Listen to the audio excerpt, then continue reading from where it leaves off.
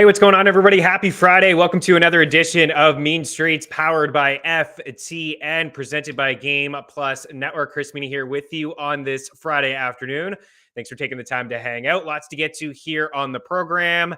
We are going to take a look at Game 2 between the Calgary Flames and the Edmonton Oilers. The Battle of Alberta continues this evening at Scotiabank Place. Scotiabank Saddle Dome. Seems weird to have the Scotiabank in front of the Saddle Dome. It's the Saddle Dome, of course. A wild game one where we saw 15 goals, the fifth most ever in a Stanley Cup playoff game. The record 18 in 1981 between the Oilers and the LA Kings. The Flames looking to go up 2-0. We'll dive into Carolina and New York. The Rangers looking to even things up and rally as the Hurricanes came all the way back. I mean, I say all the way back. It was a 1-0 deficit that came back, but nonetheless, they did come back late in that game. Rangers kind of let one slip, and the Hurricanes won in overtime. We're going to recap last night, of course, in the NHL. We have a series, ladies and gentlemen, in Colorado as the Blues came. They didn't even come back. They just dominated, I think, really. Maybe not full-on domination, but there were large parts of that game last night where the Blues took it to Colorado, and it was really good to see, man. Like, just a little bit of adversity with the Avs for the first time, and Kryptonite, Colorado, second round. St. Louis went in there and stole home ice. Lost game one in overtime. Oh, nice little sound effects here on Mean Streets. Hanging out with us live on the FTN Network YouTube page. Smash that like button. You have any comments, any questions, certainly leave them there. We'll address them here on the show. I do believe we have the buffering situation figured out. Hang tight. We do appreciate all you guys hanging tight over the past couple days. Again, this show is also available on iTunes and Spotify, wherever it is that you listen to your favorite podcasts. And of course, on Game Plus Network, fantastic lineup over there. But the Avs Kryptonite, second round, and Blues played pretty good last night. It was nice to see the pushback from them. Also, Florida Panthers, down 2-0. Kryptonite, I love the sound effects. It actually scared me the first time, George, you played it in my ear. It's like, what is happening there? Kryptonite, I'll say it all day during this show. Yesterday was cooking.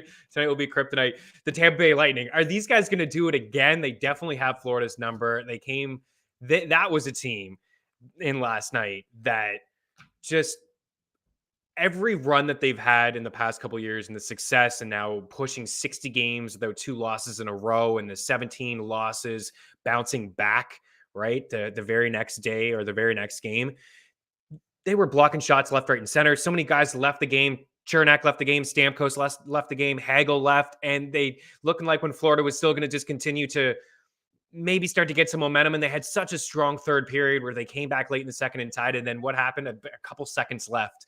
Kucherov, kind of a no-look pass right in front, wide open. Ross Colton, boom, 2-0 series lead for Tampa Bay. We're going to recap a little bit more, just kind of tell you where the shots came from. Not going to be with you, of course, on Saturday and Sunday, so want to give you just a little bit of a recap from last night and a look ahead into Game 3 in both of those series as they shift over to St. Louis and to Tampa Bay for some shot prop stuff. Of course, we do have some props that we'll target a little bit later on, a couple prize picks plays for you as well, when we dive into both of the Game 2s between the Oilers and the Flames and the Hurricanes and the Rangers. So lots of hockey talk here on the show. Of course, we are going to hit the diamond, scan the diamond, scan the waiver wire, I suppose.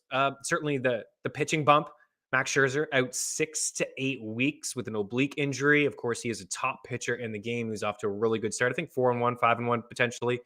But he's going to be sidelined for a little bit. You may need some pitching help. So towards the end of the show, going to scan the fantasy baseball waiver wire. Speaking of stealing, home ice, home court now, the Boston Celtics. We talked about them yesterday. Don't even bother taking them plus 3.5. Just take them on the money line. Celtics went into Miami and crushed the Heat. They looked really good. A strong bounce back performance. Now that series shifts over to the Garden. It's like I'm a big Boston fan here. I'm not, but I am rooting for the Celtics. I'll tell you that. So that was a good Game 2 for Boston. We'll preview Game 2 tonight between the Warriors and the Mavericks. Got some NBA props for you as well. Going to look into Andrew Wiggins. He had a really good Game 1. A little bit of a sneak peek. I'm in on Wiggins again with some of these props. And, where's the bats for George? Bats for George. Stanley Cup bracket. I love it. Surely not Kyle hanging out in the house here with a big smile emoji A lot to get to. We also have some NFL stuff for you on the show as well. Yesterday, we took a little bit of a look at the first 24 picks or the first 12 picks in NFFC drafts, high stakes leagues. Calendar is almost June. I feel like definitely when we get to July, it's football season, but drafts are happening all the time. And they're certainly happening in NFFC leagues in the month of May. So just going to take a look at the second round and just dive into really the top 24 picks, most likely in probably every draft. Best ball, you can make a case for anybody. People are putting their money here on the line, want to take a look at round 2. A little bit of a recap from round 1, but round 2, you get your first quarterback off the board.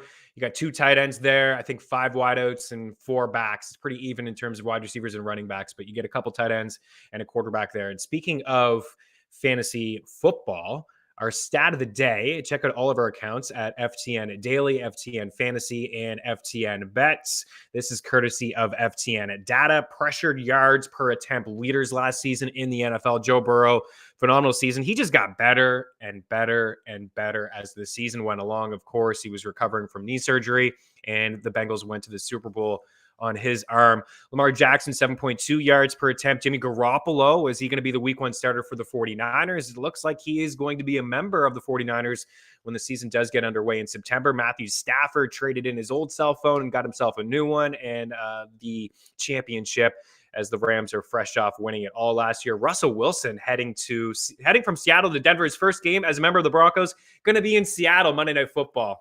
Well done, NFL schedule. Well done. It's funny how that just kind of plays out like that. I think Matt Ryan does have a game against the Falcons, but I don't believe it is in Atlanta. I think it's in Indy. And of course, Carson Wentz, the former Eagle, is back inside the NFC East, and he'll have 2 matchups against the Eagles. And speaking of the Eagles, I saw you got rid of that pretty early there, George, my guy. How about the final player on that list? Jalen Hurts, ladies and gentlemen, going as a top 10 quarterback in fantasy football. Can he take that next step as a passer? That remains to be seen. Certainly no excuses for him. It's going to be his second full year in the league. You bring in A.J. Brown. You got some weapons there inside that offense. Arguably the best offensive line in football as well. Did lead all quarterbacks in rushing yards and rushing touchdowns. It's going to be a good fantasy quarterback, safe floor, but you want to see if he can take that next step because the quarterback class next year pretty strong. And the Eagles got a couple first-round picks, a couple seconds, I do believe. So some draft capital if they want to get in the quarterback market for next year's draft. But we'll see what happens this year. We will dive into some football. Lots to get to here on this show. We'll take a quick break. Appreciate you guys hanging out. We are going to dive into some of the hockey talk here. Got some shot props, some prize picks plays. Don't go anywhere. Lots to get to here on Main Streets.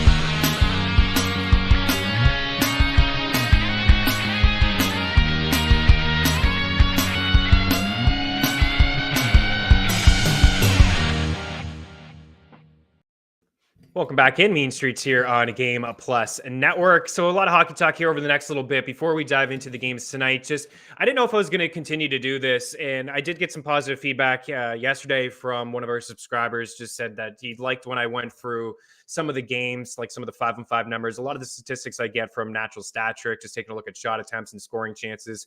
So we'll dive into last night just a little bit deeper in terms of some of the numbers, and hopefully that can give you guys some, I don't know, some help or advice for if you want to make some bets over the weekend. When that's what somebody had said. So here we go. Bear with me through this one.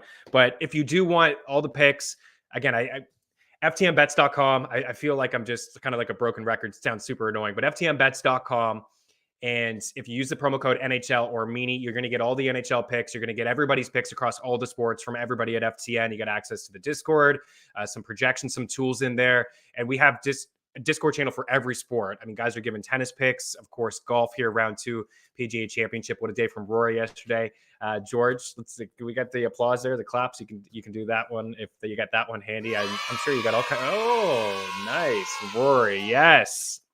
Not so much for Tiger, but okay, really, from Tiger. But all the picks from everybody. You got the NBA playoffs here, still a couple of rounds left, and they're going to be NFL here before you know it. And of course, there's a lot of sharp guys giving some MLB picks as well. But so for last night, let's start with Tampa Bay and Florida. Some of the guys that we were on last night, Sam Bennett, Barkov didn't get to the 4, but Sam Bennett is a guy we keep talking about on home ice. He had 4 shots and 6 shot attempts. I thought the Panthers played pretty good last night. Overall, from a 5-on-5 standpoint, again, all from Natural Stat Trick, they had 60 shot attempts to 42. I thought they really had a strong third period. 23 shot attempts and just 14 against. They had the more scoring chances. It was really close. The game was pretty much even, I thought. Florida came out pretty strong. But again, what's going on with this power play? It's not very powerful. George and company, they don't have a power play goal yet, and that's the difference. It was the difference last year between these two teams, special teams. Tampa Bay's power play was lethal, and so far it's been good. They're capitalizing on all their attempts. Corey Perry, we talked about Corey Perry. Shout out the Hammer. Came on, as in the chat, and Dangle Batselli, and mentioned Corey Perry as an anytime goal. We talked about it as a power play goal, getting a little bit more ice time because Braden Point is sidelined, and he scored a power play goal last night. And the first one, he should be on your radar if you just want a little bit of a sprinkle, anytime goal scorer, maybe to hit the score sheet, maybe just get a power play goal. It's a little long shot bet, but he's got a couple goals here. He's just a playoff warrior. He was so good last year for the Habs during their run as well. He just seems to get it done. And again, a little bit more ice time. But overall, this was an even game in terms of high danger chances, scoring chances at 5-on-5. It is the power play that's kind of getting in the way for Florida, taking too many penalties and kind of getting in their own way. See if they can clean that up. I noticed that they're switching guys around. Heading into the playoffs, when they acquired Claude Giroux, they didn't have any time on the power play with him and Aaron Ekblad. They rolled out 5 forwards, and they did a little bit of that last night, and just getting Ekblad away from that first unit because they just haven't all been together. So games 1 and 2 and 3 in the last round was the first time that 5, that core with Huberdeau and Barkov and Reinhart. It sounds like I'm giving them some excuses here, but the power play is brutal. They just pass it around with each other. They got to figure that out. But Claude Giroux is one guy that I really wanted to talk about before we move on from this game. 8 shot attempts, 3 shots, dropped the ball, did not have him in the bet tracker. And I've had him in the bet tracker in each of the last 2 games. He's been plus money. We had him, I think, game 6 against the Caps, plus 155 for 3 shots. I believe he's got 3 shots in 3 straight games. Now he's starting to shoot the puck a little bit more, and he's also getting a ton of ice time. It was him and Barkov. They each had 22 minutes last night. All strengths that led all forwards for Florida. For the Tampa Bay side of things, there's just not a lot. Hedman kind of let us down. We were wrong on that one. Stamkos had the big day in terms of shot attempts. He left. It looked like he broke his hand. He came back. 6 shot attempts and 3 shots for him. He had an assist. Kucherov had a really nice game as well. But Victor Hedman was the guy that was a little bit disappointing. Nick Paul led the way for Tampa with 7 shot attempts and 4 shots. And pretty surprising, if you're playing a little DFS, just to have this in the back of your head, that Nick Paul played 22:58 last night, led all Lightning forwards. Kucherov had 22 minutes. McDonough had 25, right? Nick Paul, he's playing a big role for the Lightning. Just another guy stepping up for Tampa. And these guys going to get, like I said in the last block, are they going to get it done again?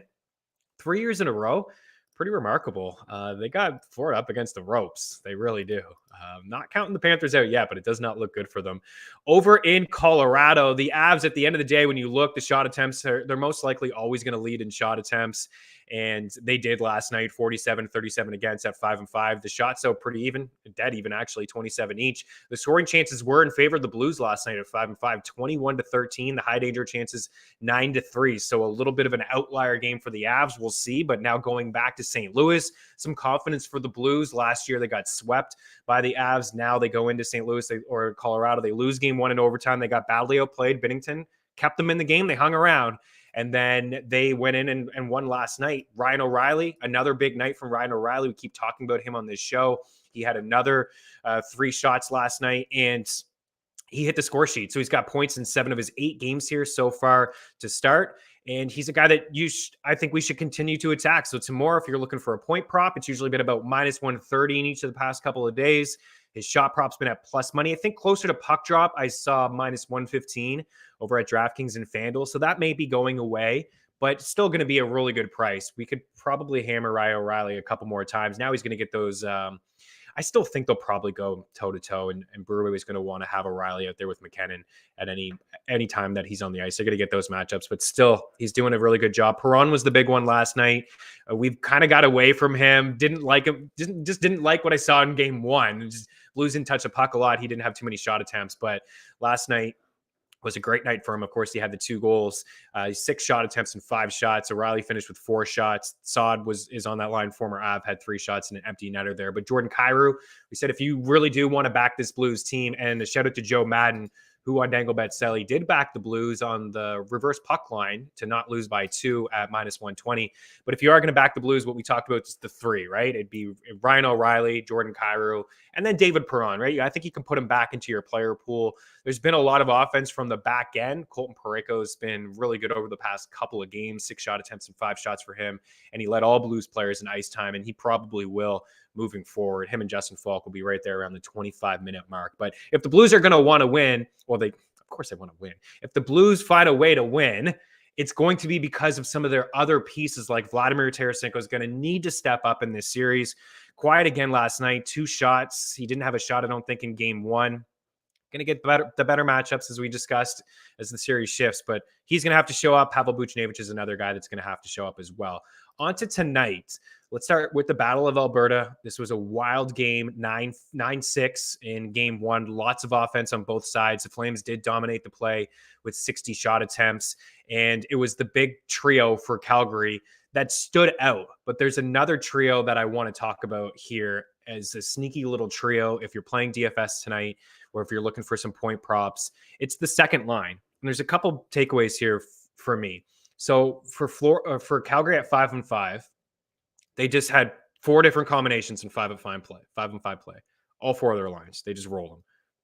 Top line played 12-25 at 5-5. This second line, phenomenal.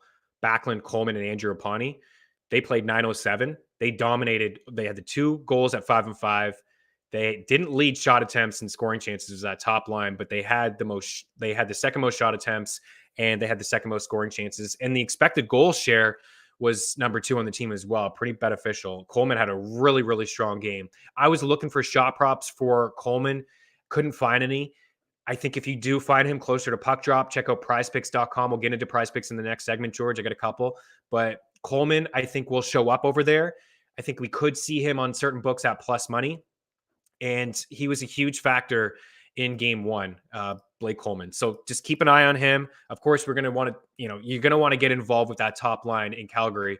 But overall, you'd be surprised you look at some of these numbers. Mangiapane, 9 shot attempts, 7 shots in game 1. Blake Coleman, 8 shot attempts and 4 shots. He had the 2 goals. Mangiapane had a goal and 2 assists. That line was really good. Backlund, not doing too much offensively. He just had the 1 shot, but 3 shot attempts. But it's those 2 wingers that have a little bit of offensive punch, right? It's not Toffoli so far in these playoffs or in the last game. It's Mangiapane and Blake Coleman. So consider them tonight. But as we switch over, and I'm looking at some assist props here in this Calgary game. I don't think they're going to score 9 goals. They've scored 9 in back-to-back games against Edmonton. I would take the over 6.5. I still see it in some spots. I take it as high as whatever. Like, it's not going to get higher than minus 140. It'll just switch over to 7. Minus 125, minus 130. I would take it. I think this, it's going to be a trend that continues. We may get 1 or 2 games where the goalies stand on their head. Maybe Mike Smith bounces back. I don't expect Markstrom to be as bad as what he was in game 1. But for the most part, I really do think that we're going to see some offense here in this series. So I am looking at assist props here tonight. Mangiapane is plus 270 for an apple. He had 2 assists in that game. You got Elias Lindholm, who's plus 145 for an assist. This line has dominated Edmonton all year long, especially in the past couple games. We had Johnny Hockey had 5 assists 2 games ago against Edmonton. You can get him for an assist as well at minus 130. I would take a look at Draisaitl, I think, for an assist at minus 115 is in play. There's just lots of value with some of these assist props. If I'm calling goals, it would be Matthew Tkachuk for Calgary to continue a really strong first game, and Mangiapane, Blake Coleman, some assists maybe for Johnny Hockey, maybe Elias Lindholm. He's certainly a candidate for a goal. Of course, McDavid is a candidate for a couple assists or a goal, but guys that are getting a boost in ice time that could fall into assists with terrific value. Of course, Draisaitl is not breaking any news, but basically even money for an assist. Kailer Yamamoto, plus 210 for an assist. He played a big part of the game with McDavid and Draisaitl. Edmonton, I told you, Calgary had 4 different line combinations at 5 and 5. Anybody want to guess what the Oilers had as a line combination? As how many line combinations they had at 5 and 5? 15. 15 different ones. Talk about a team trying to find something and just like, here, you're on a line. What a bloody mess, man. Like 7 of the different combinations were Connor McDavid and Draisaitl. Mostly those guys played together, but they had Kane up there. They had absolutely everyone up there. Evan, I appreciate you. Have enjoyed the assist props during the playoffs so far this year. It's not something that I really targeted throughout the regular season, but I find there's definitely some value here in the playoffs as these shot props start to get pretty juiced up. Like, I liked Hedman yesterday, but can you lay a unit on minus 170 for a Hedman shot prop? You got to parlay it, and then there's only 2 games to parlay, right? So it's only going to get plus 160, plus 170. You go over at Prize Picks, you can get 2-1 over there. I keep pushing Prize Picks, and we'll do that in the next block. But there is some value with some of these assist props. So again, just before we wrap up here and get into the actual picks that I have on the board for some shot props. Mangiapane plus 270 for an assist. Lindholm plus 145 for an assist. Johnny Hockey minus 130. Even Tkachuk if you want. He's plus 110. Leon Draisaitl minus 115 for an assist. Those are the guys. Even Hyman plus 185 for an assist. He showed up. And I'm not fully out on Evander Kane. It was a dud game from him. Didn't have any shots. Plus 175 for an assist. As I mentioned, it wasn't like he was just buried on the second line. He did get some opportunity here. Again, 4 minutes. It was the largest combination, like in terms of minutes on the ice at 5 and 5. It was Draisaitl, Kane, and McDavid. Everybody else is just, it is a cluster. 1 minute here, 2 minutes, 2.5, 48 seconds, 1 shift, 2 shifts, like crazy amount I've never seen it. I've never seen 15 different line combinations of 5 and 5 in a playoff game. Wild. But anyways, Kane is still in play. The Hurricane side of things, low scoring. I think that's a trend that's going to continue as well. Not a lot of offense. I do like Sebastian Aho. I would consider some unders. I know they're tough to kind of get behind. I'm not feeling too strong about any Rangers. I would take the plus money plays, maybe a Ryan Strome, maybe a Frank Vetrano. I think the smart, maybe an Adam Fox, but I think honestly, just the way that Carolina plays 5 and 5, very, very stingy. I think Aho is in play, maybe Tony DeAngelo, but I would just get involved with maybe some assist props and singles here in this Calgary and Edmonton game. A lot of rambling, but hopefully you guys got something out of that. Again, just I was told some positive feedback for that. We're going to get into some actual picks that you can see from our guy George, some fancy picks and prize pick stuff as well. But first, we'll take one more break and then just hammer home some of the picks from tonight's action in the NHL. Keep her locked.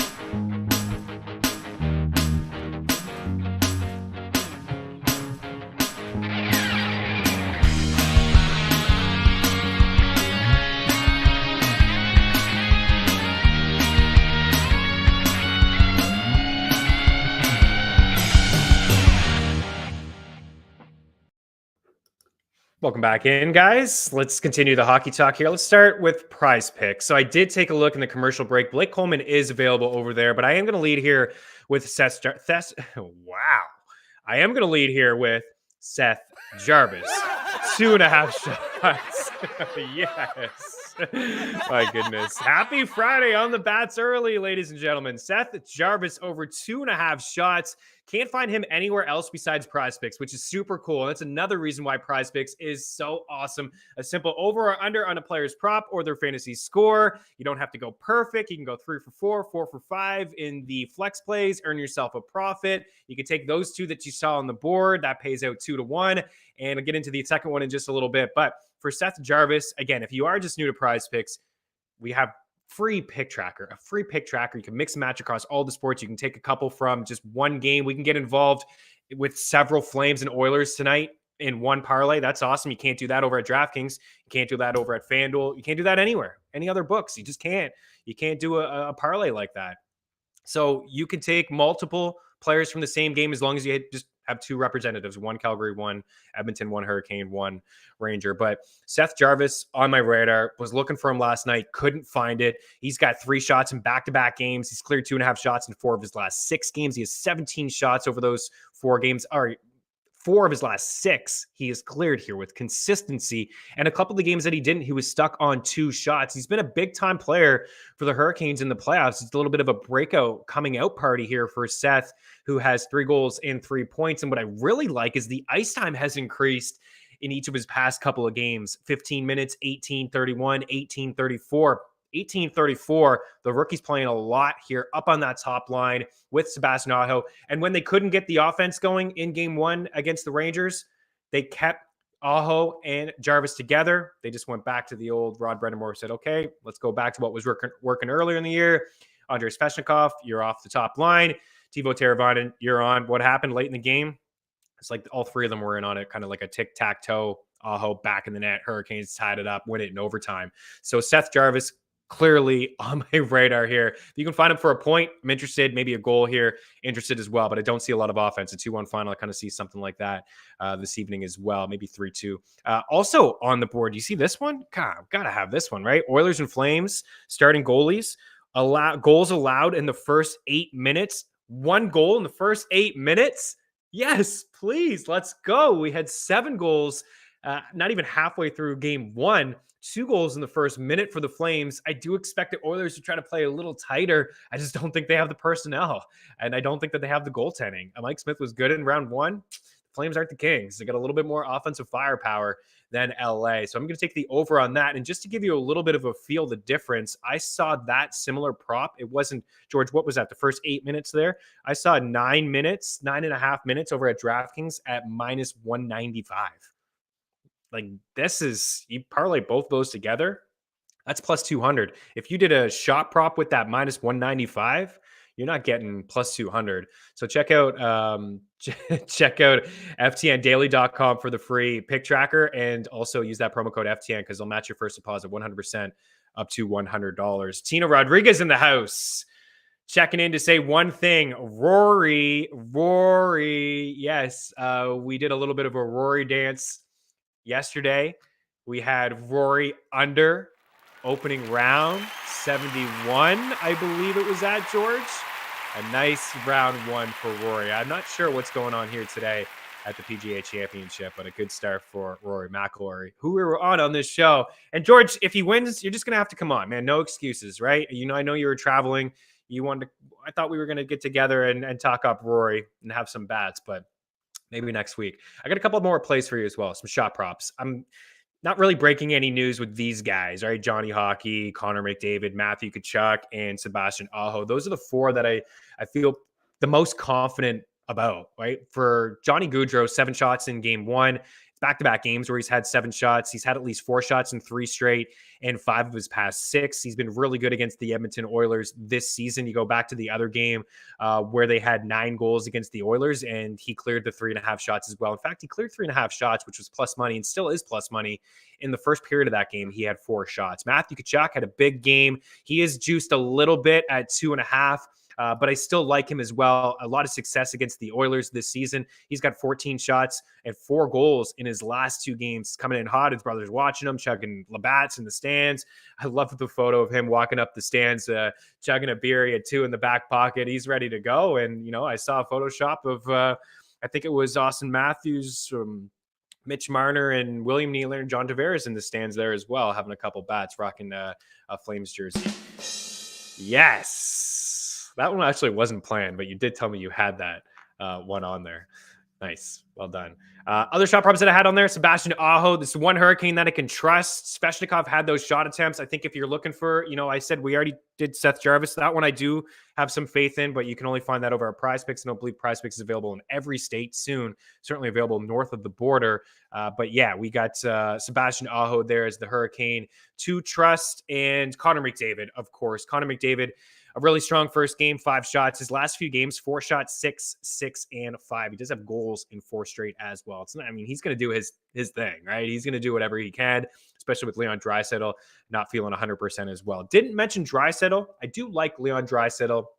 Plus money, 3.5 shots. You only put so much, right, on the board, but we do have a lot more over at FTN. I would sprinkle in, Am the Artist, what's up? I would sprinkle in Zach Hyman.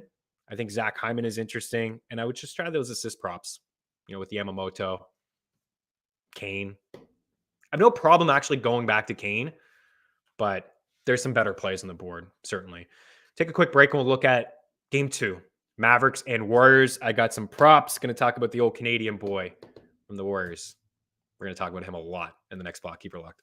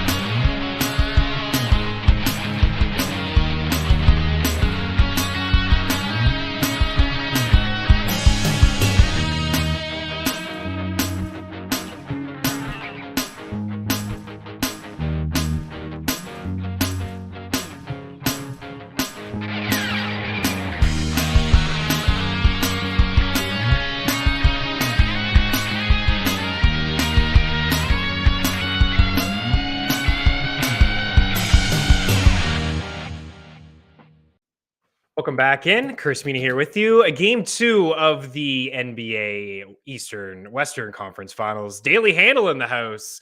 Welcome in, guys. Welcome in. Happy Friday. Game 2 happening tonight. I don't think the Mavs are going to win. Actually, I think the Warriors are going to handle business again. What I will say in that Dallas game is you see plus 220, the total at 214 and minus 260. This was done late last night. Any movement here on the line, I'm not seeing. You can get 6 there in some spots. The over-under is staying true. Slight bump down, 213.5 in certain spots here. So the Warriors handled the Mavs in the first game. Looked pretty easy. But Dallas really in that first half did have their worst first half of the entire playoffs. I think there was 7 for 27 from beyond the arc. They shot 31% overall from the floor. And they're only down 9 points in that first half. But Clay really wasn't a factor. And Steph Curry was like 2 for 5. He started 2 for 5 from the free throw line. Like, what the heck? That doesn't happen. A 90% free throw shooter, right? Like, something was off with those two. So you could say, yeah, the Mavs were down 9, piss poor shooting.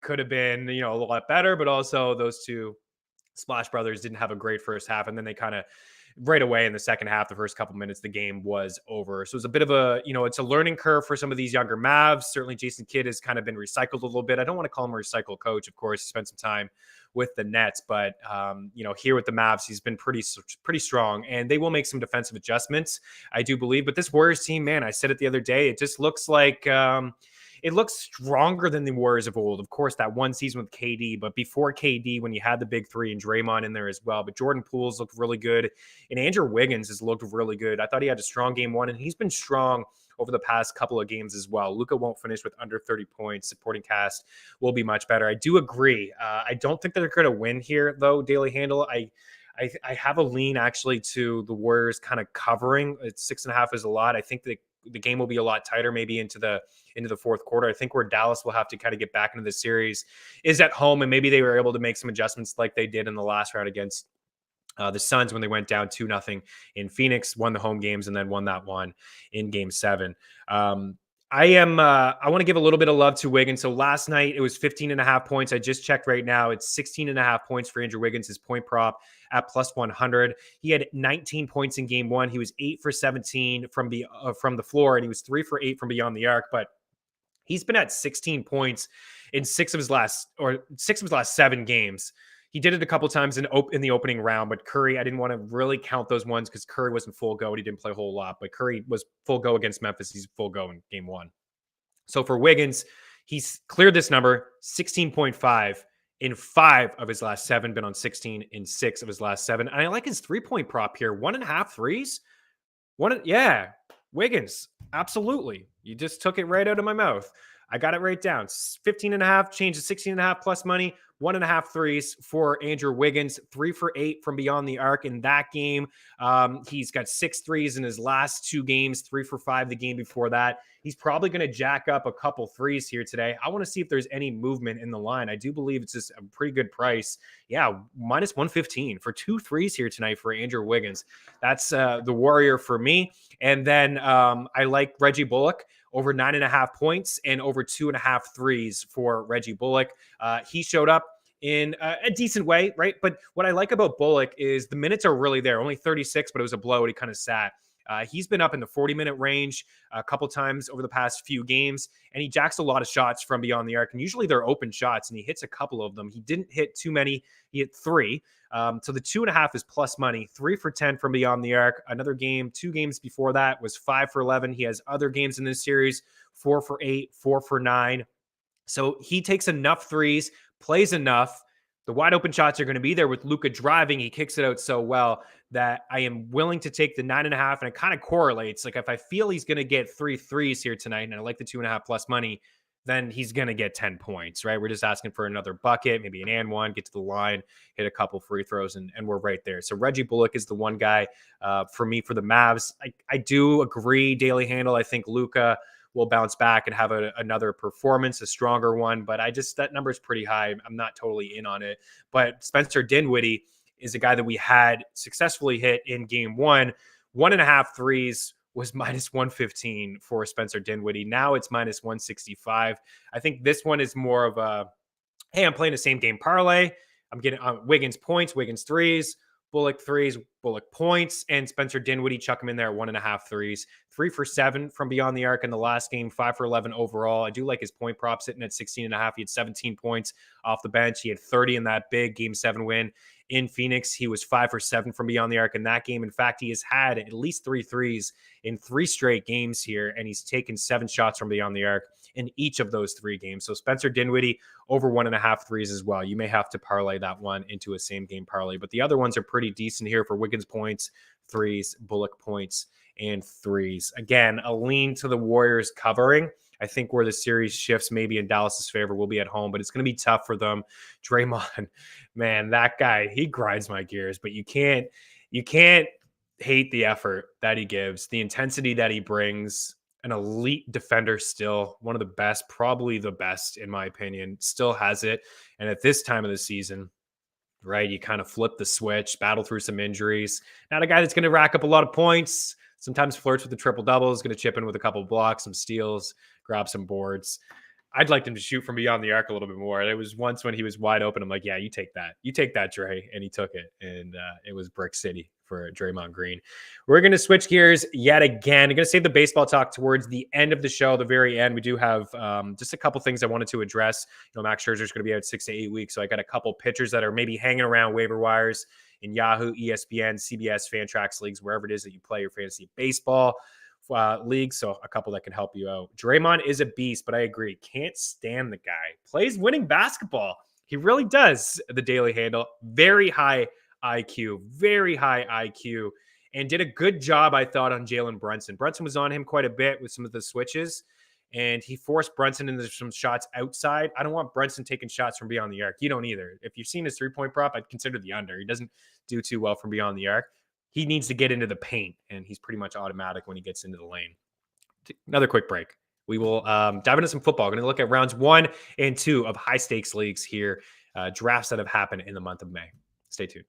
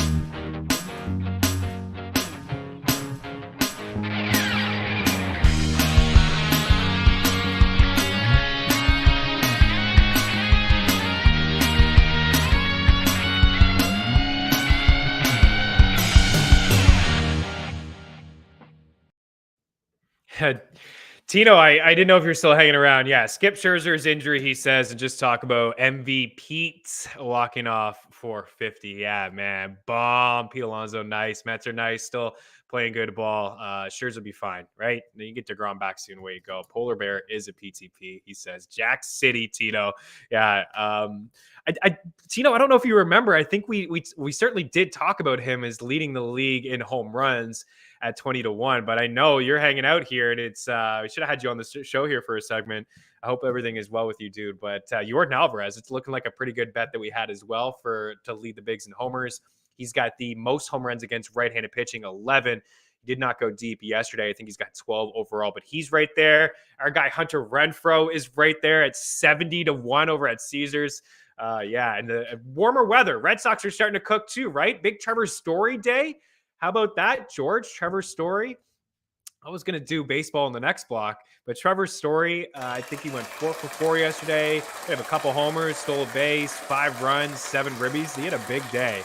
It's about time, right? It's about time. But yeah, Jordan Alvarez has been absolutely cooking. Okay, let's get into George. Do you have round 1 handy? If you don't, not a big deal. Kind of want to, I don't know, for those that weren't with us yesterday, Yeah, you do. Awesome. Go. Okay. Just quickly roll through this.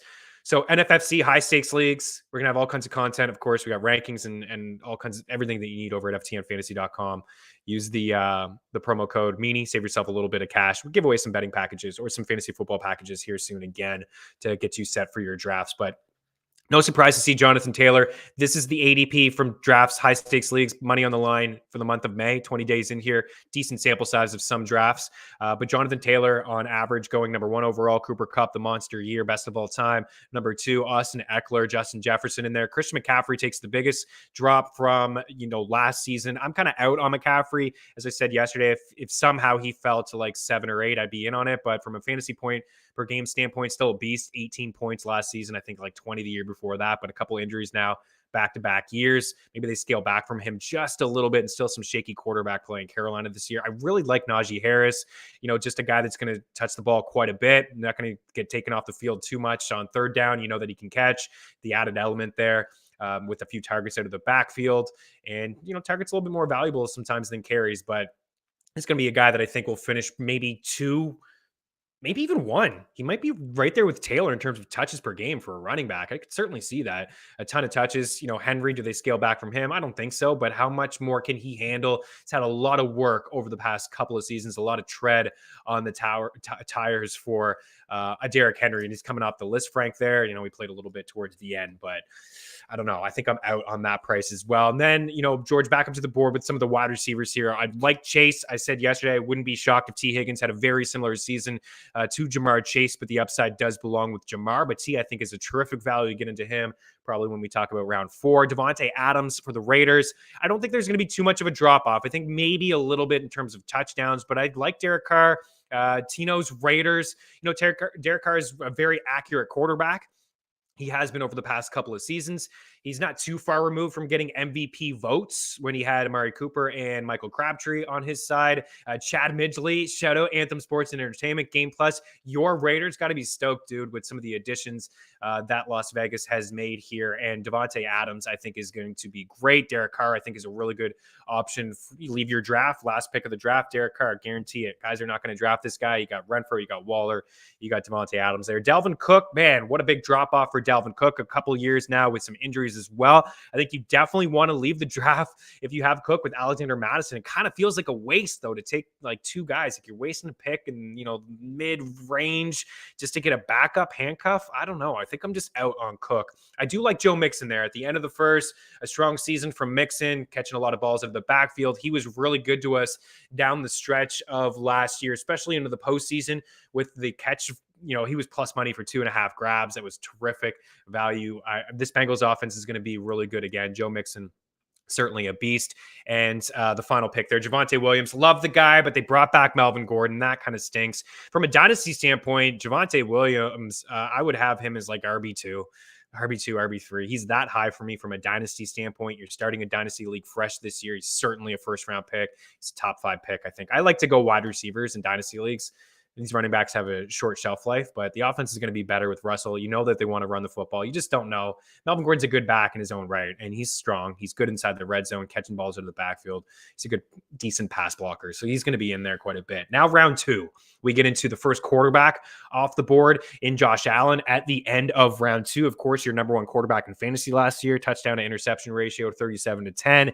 He had 8 rushing touchdowns, a beast. The Bills offense going to be very similar. I know Daboll has gone there. They bring in Jamison Crowder, who I think actually can give them a little bit more than Emmanuel Sanders last year. A step forward from our guy Gabe Davis. Stephon Diggs is there.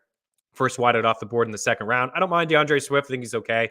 Detroit offense should be a little bit better. He's probably a little bit more than okay, actually. He was very Austin Eckler-like when he was playing last year. Just kind of, some injuries held him back a bit, but he's I think he's a strong target in the second round. Travis Kelce, I'm kind of out on Kelce. I don't really want to he's probably going to get a lot of volume. They got a Juju, Sky Moore they draft.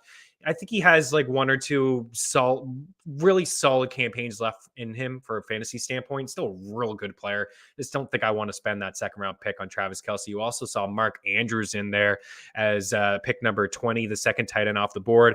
Deebo Samuel, of course, I love. We'll see what happens with him. I mean, if he's holding out or he's not hanging out, he could fall down draft boards even more. This is going to be the real test for CeeDee Lamb.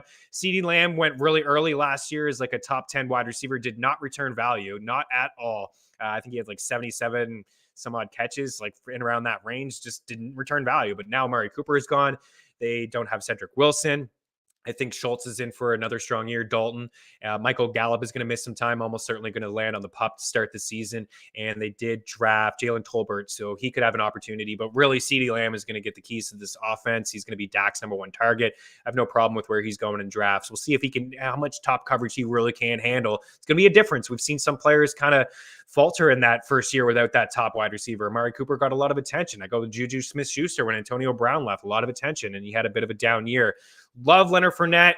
Don't have much to say about Alvin Kamara. I think he's going to get suspended off-field stuff, but that's all I'm going to say there. Leonard Fournette, top 4 in targets and catches. He's going to be a beast. The offense is going to be great. He's going to be the goal line back. I still think he's going to be a big target for Brady. Tom loves him. Offense is going to be good. Godwin maybe not ready to start. They're going to bring back Gronk. Mike Evans is still a beast. The offense is going to be really good in Tampa Bay. I think Leonard Fournette is a very, very strong target. Nick Chubb, I don't mind him. This is a full point setting, so he's probably going to go a little bit higher in half point settings because he doesn't catch the ball a whole lot. Tyreek Hill, I'm probably out. But if he was to fall outside the second, I would definitely take a shot on him there. Aaron Jones going to have just a split backfield in Green Bay. And the last pick there, George, one more time, my guy. Oh, yeah, of course, Bats, Josh Allen. But Aaron Jones, yeah, he's going to split some time there. It's going to be a committee in Green Bay. And I don't know really who's catching balls out of the backfield there. A.J. Dillon. He's going to cut into a lot of what Aaron Jones does, but Jones may lead this team in catches. That's crazy. Could be a long year in Green Bay, but I think they make the playoffs. One more break here on the show. Just going to target a couple of two-star pitchers and maybe talk some more Pete Alonso. Keep her locked.